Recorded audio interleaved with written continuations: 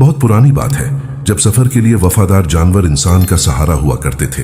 मुल्ला नसरुद्दीन के पास भी एक गधा था जो पूरे शहर में अपनी सस्ती और होशियारी की वजह से मशहूर था। लोग कहते थे कि ये गधा नहीं बल्कि मुल्ला का आधा दिमाग है। मुल्ला जहां भी जाते अपने गधे पर सवार होकर जाते और रास्ते भर उससे बातें करते रहते। वह उसे कभी धक्का या मारते नहीं थे, बल्कि उसे एक पुराना दोस्त समझते थे। एक ठंडी और खामोश रात, जब पूरा शहर गहरी नींद सो रहा था, मुल्ला नसरुद्दीन के घर के बाहर एक साया नजर आया। यह साया किसी आम चोर का नहीं था, बल्कि शहर के सबसे अक्लमंद चोर का था, जिसका नाम चमन था। चमन को अपनी चोरी पर इतना फख्र था कि वह हमेशा कहता, मैं अगर चोरी करूं तो कोई मुझे पकड़ नहीं सकता, क्योंकि मैं दिमाग से काम लेता हूं। चमन की नजर काफी दिनों से मुल्ला के गड्ढे पर थी। उसका ख्याल था कि अगर वह मुल्ला जैसे अक्लमंद शख्स का गड्ढा चुरा ले तो पूरे चोरों की बस्ती में उसका रौब जम जाएगा। चमन ने बड़ी खामोशी से मुल्ला के घर के पीछे वाली दीवार फांदी। उसने देखा कि गधा बाहर सहन में बंधा हुआ था और बड़े सुकून से सो रहा था। चोर ने निहायत महारत से गधे की रस्सी खोली और उसे आहिस्ता से इशारा किया, मगर गधा भी मुल्ला का था। वह इतनी आसानी से हिलने वाला नहीं था। चमन ने अपनी जेब से एक रसीला और मीठा गाजर निकाला।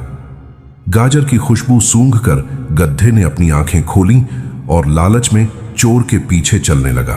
चमन गधे को लेकर शहर की तंग गलियों से गुजरता हुआ अपने ठिकाने की तरफ निकल गया। उसे लगा कि उसने दुनिया की सबसे बड़ी फतह हासिल कर ली है। अगली सुबह जब सूरज की पहली किरण मुल्ला के आंगन में पड़ी तो मुल्ला नसरुद्दीन अपनी आदत के मुताबिक गधे को दाना डालने बाहर आए, मगर वहां खामोशी के सिवा कुछ न था। खाली खूंटा और जमीन पर पड़े हुए गधे के पैरों के निशान चिल्ला चिल्ला कर कह रहे थे कि मुल्ला, तेरा वफादार साथी चोरी हो चुका है। मुल्ला ने न तो शोर मचाया और न ही रोना धोना शुरू किया। उन्होंने थोड़ी देर अपनी दाढ़ी पर हाथ फिरा और गहरी सोच में डूब गए। उन्होंने गौर से जमीन का मुआयना किया और फिर एक लंबी सांस लेकर मुस्कुराए। उनके चेहरे पर परेशानी के बजाय एक अजीब सी शरारत थी, जैसे उन्होंने चोर को पकड़ने का मंसूबा दिमाग में तैयार कर लिया हो। वे जानते थे कि चोर अक्लमंद है, इसलिए उसे पकड़ने के लिए आम तरकीब नहीं बल्कि कुछ अनोखा करना होगा। उन्होंने अपने घर का दरवाजा खुला छोड़ा और शहर के सबसे बड़े चौराहे पर जाकर खड़े हो गए। लोग वहां जमा होने लगे और हर कोई पूछ रहा था, मुल्ला क्या हुआ, आप इतने पुरसुकून क्यों हैं? हमने सुना है कि आपका गधा चोरी हो गया है। मुल्ला ने निहायत संजीदगी से जवाब दिया, हाँ, गधा चोर ले गया है, मगर मुझे दुख गधे का नहीं बल्कि उस अक्लमंद चोर का है जिसने इसे चुराया है। बेचारी को पता ही नहीं कि उसने किस मुसीबत को दावत दी है। लोग मुल्ला की यह बात सुनकर दंग रह गए। उन्होंने सोचा कि शायद गधे के गायब होने से मुल्ला का दिमाग चल गया है। इसी दौरान चमन चोर शहर के कोने में खड़ा यह सब तमाशा देख रहा था। उसने जब मुल्ला की यह बात सुनी तो उसके दिमाग में खटके पैदा हुए। उसने सोचा, मुल्ला नसरुद्दीन जैसा दुनियादार शख्स अगर परेशान नहीं है तो इसका मतलब है कि इस गधे में जरूर कोई ऐसी बात है जो मैं नहीं जानता। चमन ने सोचा था कि वो गधा बेचकर अमीर हो जाएगा, मगर मुल्ला की बातों ने उसे सोचने पर मजबूर कर दिया। मुल्ला ने अगला कदम यह उठाया कि उन्होंने पूरे शहर में मुनादी करवा दी कि भाइयों, जिसने भी मेरा गधा चुराया है वो उसे फौरन वापस कर दे। अगर उसने ऐसा न किया तो मैं वही करूंगा जो मेरे बाप ने उस वक्त किया था जब उनका गधा चोरी हुआ था। ये ऐलान सुनते ही शहर में खौफ की लहर दौड़ गई। लोग एक दूसरे से पूछने लगे कि मुल्ला के बाप ने ऐसा क्या किया था। क्या उन्होंने चोर को कोई भयानक सजा दी थी या फिर उन्होंने पूरे शहर पर कोई आफत बर्पा कर दी थी। चमन चोर, जो खुद को सबसे अक्लमंद समझता था, अब वाकई डर गया। उसने सोचा कि मुल्ला का बाप जरूर कोई बड़ा हकीम या जादूगर होगा जिन्होंने चोर का बुरा हाल कर दिया होगा। उसका अक्लमंद दिमाग अब उसी को डराने लगा। वो जितना ज्यादा सोचता उतना ही ज्यादा उलझता जाता। वो बार बार अपने ठिकाने पर जाता और उस गधे को देखता जो बड़े सुकून से खड़ा चारा चर रहा था। गधे की खामोशी अब चमन को एक गहरा राज लगने लगी थी। शाम होते होते चमन की हिम्मत जवाब दे गई। उसने सोचा कि इससे पहले कि मुल्ला वो खौफनाक काम करें जो उनके बाप ने किया था, बेहतर है कि गधा वापस कर दिया जाए। मगर वो ये काम आम तरीके से नहीं करना चाहता था क्योंकि उसे पकड़े जाने का डर था। उसने एक नई तरकीब सोची कि वो रात के अंधेरे में गधा मुल्ला के घर के बाहर बांध आएगा और ऐसे गायब हो जाएगा कि किसी को कानों कान खबर न होगी। मुल्ला नसरुद्दीन अपने घर के सहन में बैठे हुक्का पी रहे थे और मुस्कुराते हुए गली की तरफ देख रहे थे। वो जानते थे कि अक्लमंद चोर को कैसे काबू करना है। उन्होंने सिर्फ एक जुमले से चोर की नींदें हराम कर दी थीं। मुल्ला ने अपने दिल में कहा, दुनिया में सबसे बड़ी कमजोरी इंसान का अपना डर है, और जब इंसान दिमाग से काम लेने का दावा करता है तो वो डर के जाल में और जल्दी फंस जाता है। आधी रात के वक्त जब शहर की गलियों में सिर्फ कुत्तों के भौंकने की आवाज आ रही थी, चमन चोर निहायत दबे पांव मुल्ला के घर की तरफ बढ़ा।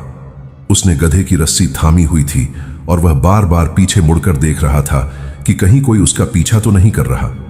उसने सोचा था कि वह गधे को खामोशी से खूंटे से बांधकर निकल जाएगा, मगर जैसे ही वो घर के करीब पहुंचा, उसे मुल्ला के कमरे से खांसने की आवाज आई।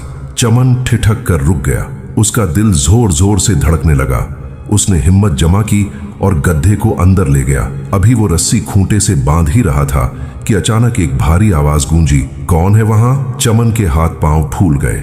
अचानक मुल्ला नसरुद्दीन सामने आ गए, जिनके हाथ में एक लाठी और दूसरे हाथ में लालटेन थी। चमन ने भागने की कोशिश की, मगर मुल्ला ने बड़ी फुर्ती से रास्ता रोक लिया। मुल्ला ने निहायत नरमी से पूछा, अरे मेरे अक्लमंद दोस्त, इतनी जल्दी में क्यों हो? मेरे गधे को वापस लाने का शुक्रिया, मगर पहले ये तो बताओ कि तुमने इतनी तकलीफ क्यों की? चोर ने हकलाते हुए कहा, मुल्ला, मैंने रास्ते में देखा कि आपका गड्ढा भटक रहा है, तो सोचा वापस छोड़ाऊं। मुल्ला ने एक कहखा लगाया और कहा, वाह, इतनी दुनियादारी और इतनी नेकनामी, मगर डर कैसा? क्या तुम्हें मेरे बाप के उस पुराने कस्से ने परेशान कर दिया? चमन ने बड़ी मुश्किल से थूक निकला और पूछा, मुल्ला सच बताइए, जब आपके बाप का गड्ढा चोरी हुआ था तो उन्होंने क्या किया था? क्या उन्होंने कोई जादू किया था या चोर की नस्लें तबाह कर दी थी? मुल्ला नसरुद्दीन मुस्कुराते हुए बोले, मेरे बाप ने वही किया था जो हर अक्लमंद शख्स करता है। जब उनका गधा चोरी हुआ और कोशिश के बावजूद वापस न मिला तो उन्होंने चुपचाप जाकर बाजार से नया गधा खरीद लिया था। ये सुनते ही चमन चोर का मुंह खुला का खुला रह गया। वो जो इतनी देर से खौफ में मुबतला था और दुनिया भर की बलाओं के बारे में सोच रहा था, उसे अंदाजा हुआ कि मुल्ला ने सिर्फ अपने अल्फाज के जाल से उसे उल्लू बनाया था। मुल्ला ने उसकी अकल को ही उसकी कमजोरी बना दिया था।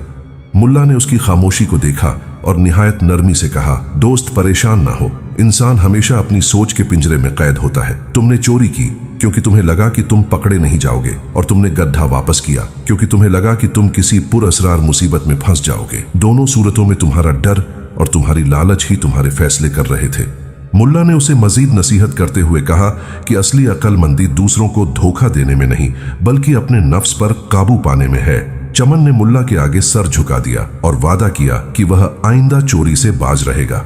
मुल्ला ने उसे थोड़ी सी खर्चरी दी और उसे रुखसत किया। अगली सुबह जब सूरज की रोशनी शहर पर फैली तो मुल्ला नसरुद्दीन अपने उसी पुराने गड्ढे पर सवार होकर बाजार के बीचों बीच से गुजरे। शहर वाले जो कल से परेशान थे और मुल्ला के खौफनाक कदम का इंतजार कर रहे थे, वह दंग रह गए। हर तरफ से आवाजें आने लगी, मुल्ला, आपका गधा मिल गया। लेकिन कैसे? क्या आपने अपने बाप वाला वही पुराना तरीका आजमाया? मुल्ला ने बाजार के चौराहे पर अपना गड्ढा रोका और लोगों के हुजूम को देखकर मुस्कुराकर कहा, भाइयों, इंसाफ हो चुका है। मैंने वही किया जो मेरे बाप ने किया था और उसका नतीजा वैसा ही निकला जैसा निकलना चाहिए था। लोगों की तजस्सुस अब हद से बढ़ चुकी थी। एक शख्स ने चीख कर पूछा, मुल्ला, खुदा के लिए बताइए तो सही कि आपके बाप ने किया क्या था? क्या उन्होंने चोर पर कोई जादू कर दिया था? मुल्ला ने कहकहा लगाया और ऊंची आवाज में बोले, मेरे बाप निहायत ही कनाअत पसंद और सब्र करने वाले इंसान थे। जब उनका गड्ढा चोरी हुआ और हर तरह की कोशिश के बाद भी न मिला तो उन्होंने नया गड्ढा खरीद लिया ताकि उनका काम न रुके। मैंने भी बस यही इरादा किया था कि अगर चोर गड्ढा वापस नहीं लाता तो मैं आज बाजार जाकर नया गधा ले आता, मगर चोर इतना अक्लमंद निकला कि उसने मेरे इस सब्र से डरकर गधा खुद ही वापस कर दिया। पूरा बाजार ठाकों से गूंज उठा। लोग जो किसी पुरअसरार या खौफनाक कहानी का इंतजार कर रहे थे, वो मुल्ला की इस सादगी और हाजिर जवाबी पर हंस उठे। मुल्ला ने साबित कर दिया कि दुनिया में दुश्मन को हराने के लिए हमेशा तलवार या जादू की जरूरत नहीं होती। कभी कभी सिर्फ थोड़ी सी नफ्सियात और थोड़ा सा सब्र ही काफी होता है। उस दिन के बाद से शहर में चोरी की वारदातें कम हो गईं, क्योंकि हर चोर को यह डर रहता था कि कहीं मुल्ला उसके साथ भी कोई अकलमंदाना खेल न खेल दे। इस कहानी से हमें यह सबक मिलता है कि अकलमंद दुश्मन से ज्यादा इंसान का अपना डर और वहम उसे नुकसान पहुंचाता है।